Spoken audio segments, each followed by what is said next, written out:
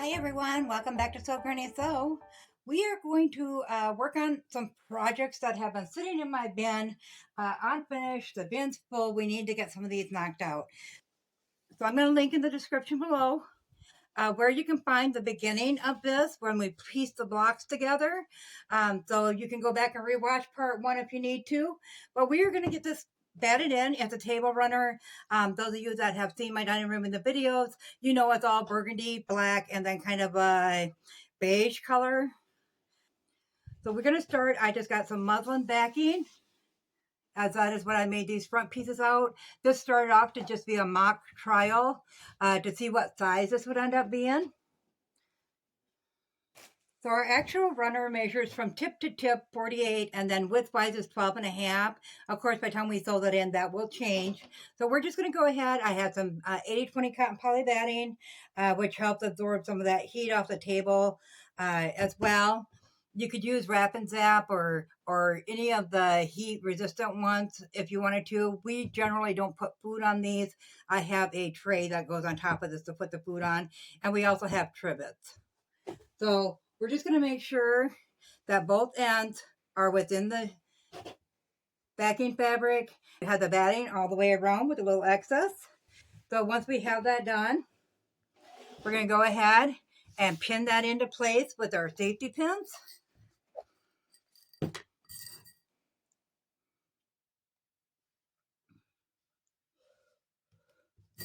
And the fun part about this, since it's not going anywhere, it's staying right on my dining room table, is we're going to get some practice with free motion quilting on this one.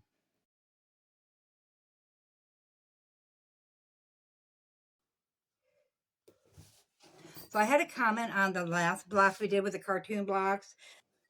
So those that are following the channel know that those are an ongoing project, and we are doing those as we get that fabric in, because it's a little bit harder to come by that cartoon fabric from the 70s and 80s. So as I get the fabric in, we are just doing the blocks one at a time, or I guess two at a time, two of each kind of fabric.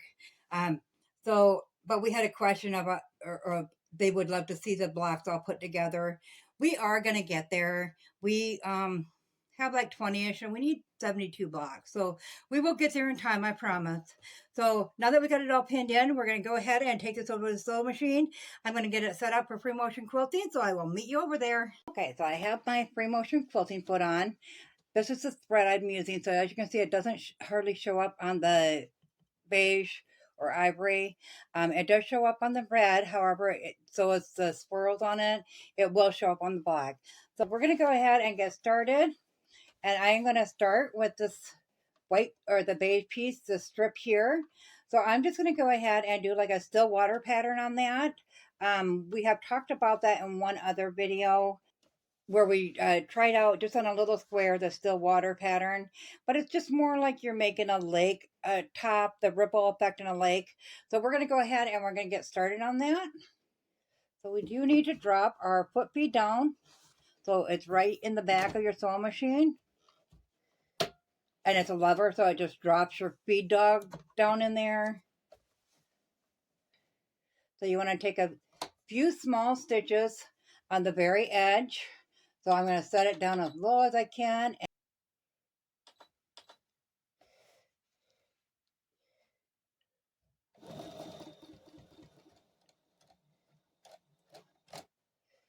Okay, and then we'll increase that back up to the 1.6, or I'm going to go with 1.8. Then we're going to go ahead and we're just going to go back and forth, making a design on here.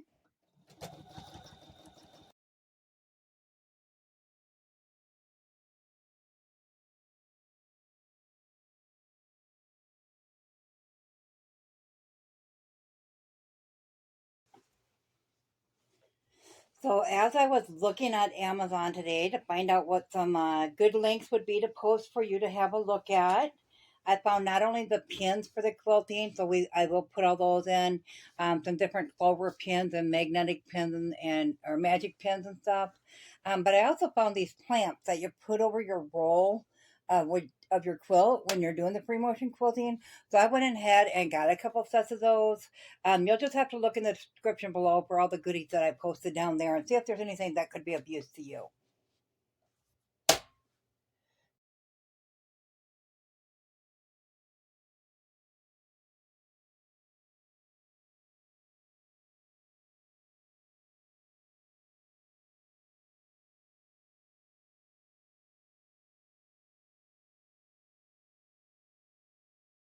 So they say you want about 10 stitches per inch. So that's kind of a goal. So you just got to learn your stitch length and how fast you're moving it or how slow you're moving it, along with the speed of your stitches. So if you can get that down, this is a great way to practice on little things like this. So then we can kind of get an idea of how we're supposed to be doing it off of that little bit of knowledge.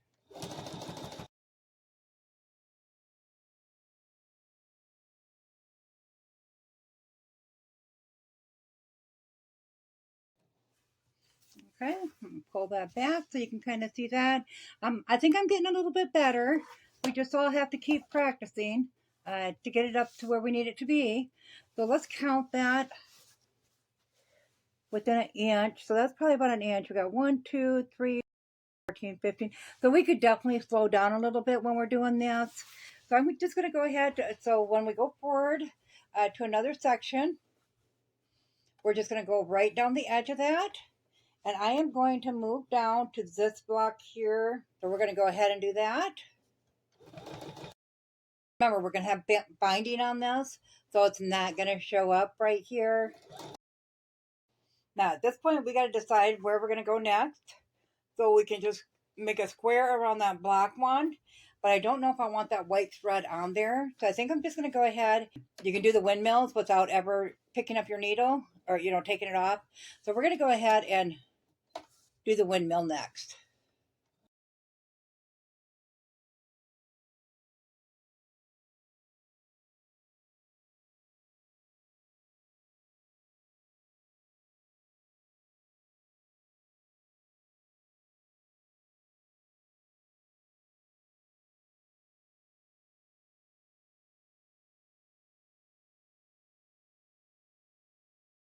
Okay, so that windmill is done. Now we're going to flip it around this way, and we're just going to walk it down to that next white piece or beige piece. So right here, and then we will put that in. Okay, now that we're at the bigger piece again, I think I'm going to quilt it in with that still water pattern again.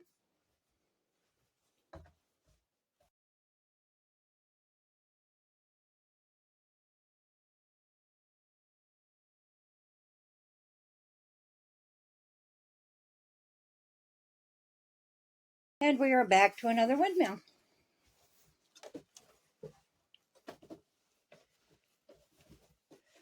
So don't be afraid to try to, once you get a couple that you're able to do, don't be afraid to try to mix it up a little bit. It makes it have a little more interest without having to worry about messing it up if you're comfortable with doing a couple different ones. So I'm going to go ahead and I'm going to continue quilting on this, and I will get it all finished up and I will bring you back here.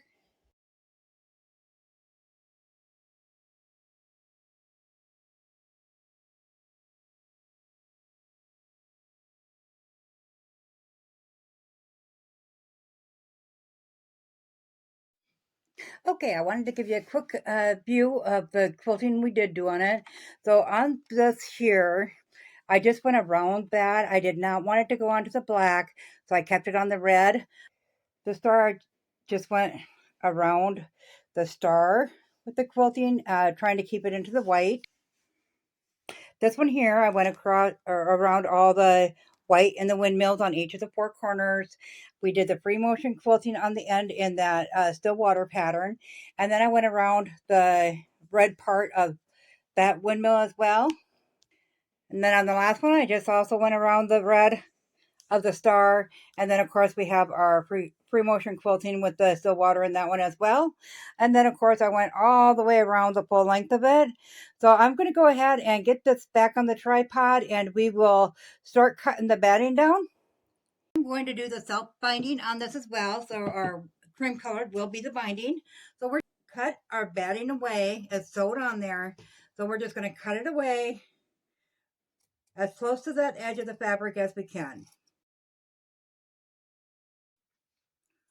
Okay, you just keep cutting. Just make sure that you don't get your backing in the scissors when you're cutting.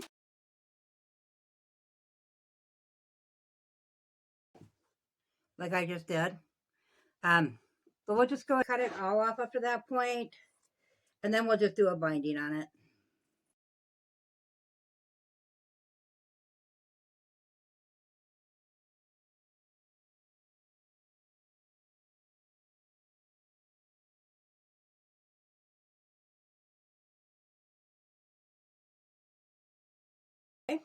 So the original intention was to put the light colored on, so I can just go ahead and sew it with the thread that I've got in there, binding out of all this fabric we have left over.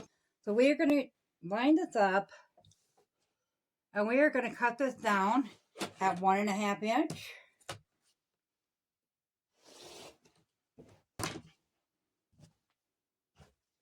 Go ahead and put a long one, and then throw a shorter piece to it. Go ahead and throw some quick pins in here.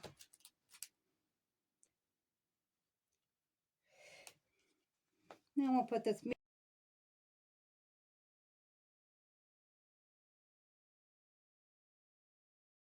Because we had the variety of lengths there, I just intermittently put a long, short to get it mixed up. So now we're just going to take it to the sewing machine, and we're going to put a 1/4 inch seam on every joint. Make sure it's a good, healthy 1/4 inch. Our pieces sewn together here.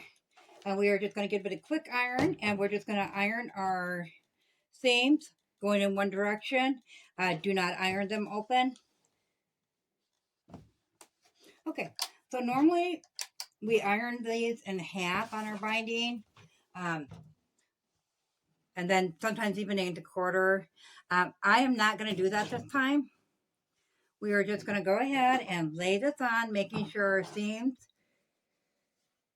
right here are facing up. We want this right side to this back of this, which is the right side technically. I do want to start and stop on the side of one, so when you fold that, you want to pin that right there or clip it. I am going to go ahead and use my clips. I find these much easier when you're working with binding. And we're just going to go along, and we're going to flip that down.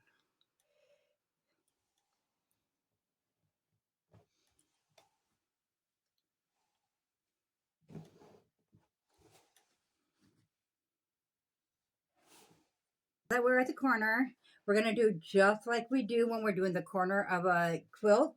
So we're going to sew down to within a 1/4 inch, so right up to that seam line. And then when we get there, we're going to go ahead and flip that down like that.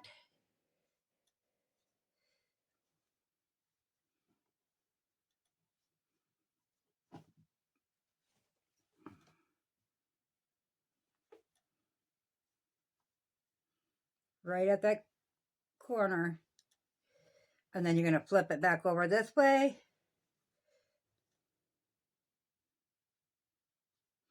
I can continue to sew it on.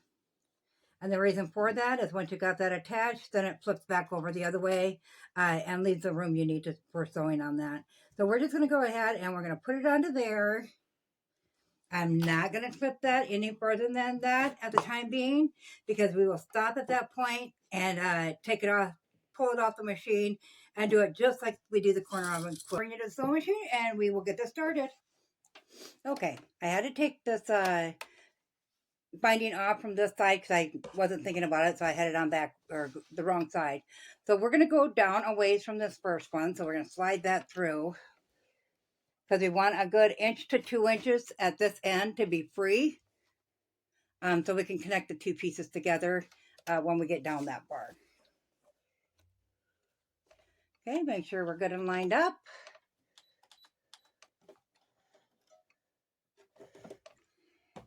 I'm going to take a little back stitch, and so then we'll just sew it onto the end, and I will slow it down so you can see the corner.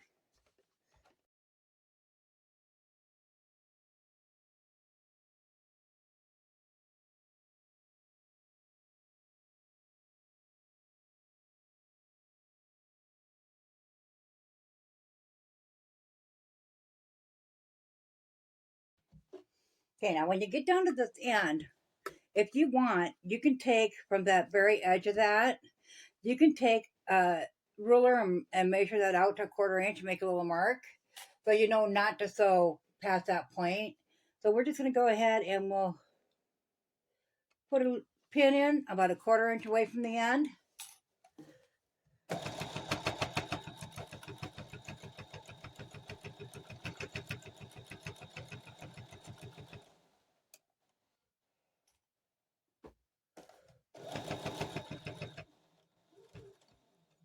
Okay, when we get to that point, we're going to back stitch. And then we're going to pull it off. Now I don't cut my thread, I just leave it on there. But then we're going to flip this way. So this corner here, whoops. So this corner of the binding meets up with this corner of this. Just like that. And then we're going to flip it back over. We're going to fold it right there at the edge.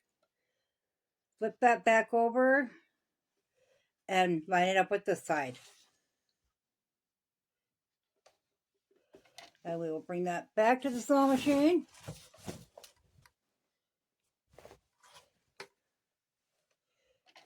Put it back under there. And continue sewing. Make sure you back stitch again.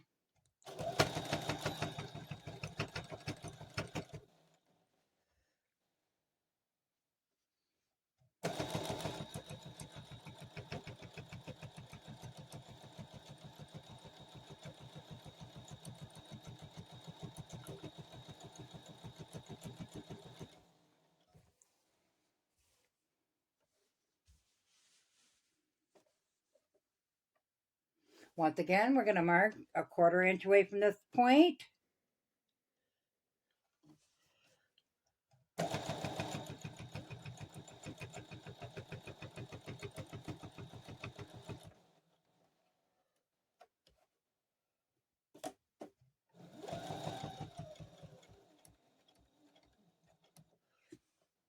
Back stitch. Pull it off the machine. And then we're going to do that same thing again. We're going to fold it back, making sure the binding bends right at the point of that, and then go the other way.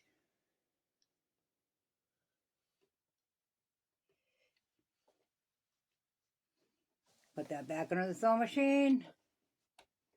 We're going to back stitch again.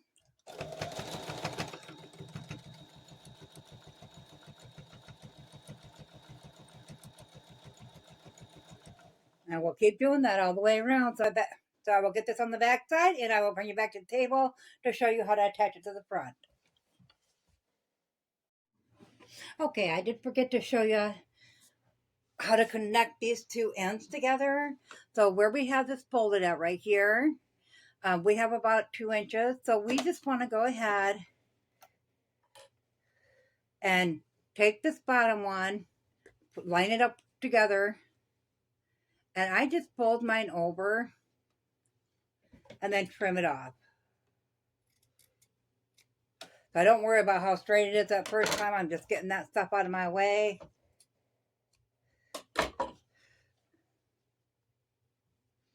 So you want them to be about 1/4 inch.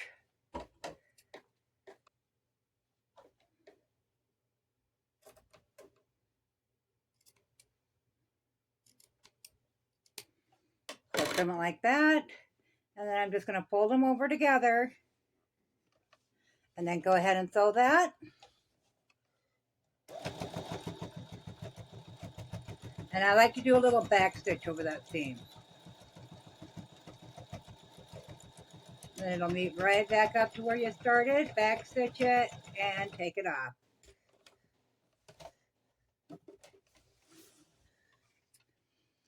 So now I'll bring it over to the table. We'll get all these threads cut up and we'll get it flipped over to the other side.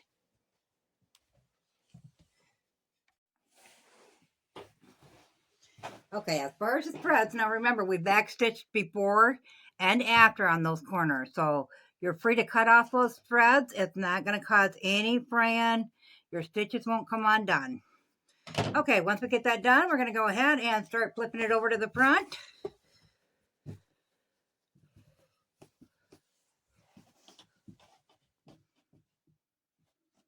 And at this point, I like to go over it on the back side and iron away from that. So I'm going to go ahead and get my iron set up, get that ironed up, and I will meet you back here. Okay, so now that we have it all ironed towards the front, we're just going to flip this over. Now remember, these are all measured out to the same size, so we're already trimmed up. We don't need to trim. So we're just going to flip this over, fold it into the side of it, flip that over again,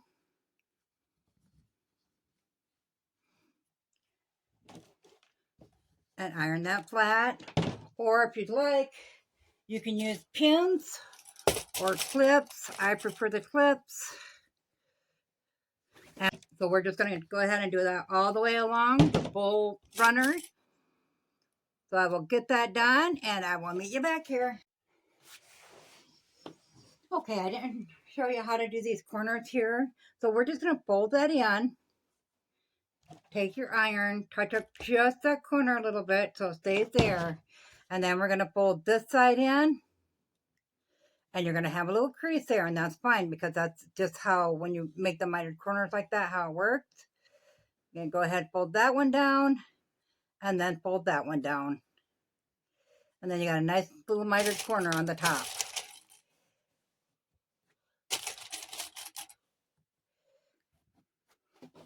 And then we just continue to work our way around again. If you make sure that you're folding this edge, I'll show you on this side where it's plain. Folding that edge of your binding right up to that, and then flipping it over, it gives you a cover for, like, if you're using black underneath this white like this, it covers up that edge of the black then, so it doesn't show through. If you don't do that, then you can definitely see the color through it. So I'll go ahead and finish this up, and then I will meet you back here. Okay, I have it all pinned into place. So now we're just going to bring it to the sewing machine, and we're going to stitch right along this very edge here, all the way around. You are going to have a double line here, but at least it's on there'll be the beige on beige, so it's not a big deal. So we'll go ahead and get that done, and I'll bring it back, and I'll show you the finished product. Okay, our runner is finished. I have my little candle holders on the center part. We'll go ahead and set those aside.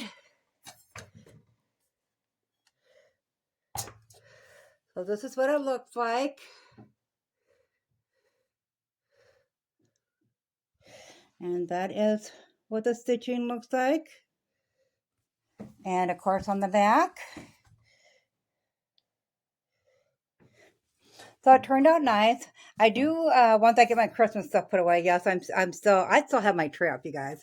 But I do have that buffet over there, which I think I'm going to use it on that. I do the fact that food never gets set on there. We use the top for decoration only. So I think I'm going to go ahead and put it over there. I normally have a black silky type one, like a leftover from a wedding. But I never ever put it back on once I laundered it. So I think this one will look good up there. So I think I'm going to go ahead and put that one on there. So let me know in the comments below, you guys, what you think of this one. As always, if you found this video useful, go ahead and give it a big thumbs up. It really helps our channel grow. If you haven't subscribed yet, go ahead and hit that subscribe button because we'd love to have you here at Sew Granny Sew. Thanks all. Have a good day. Bye.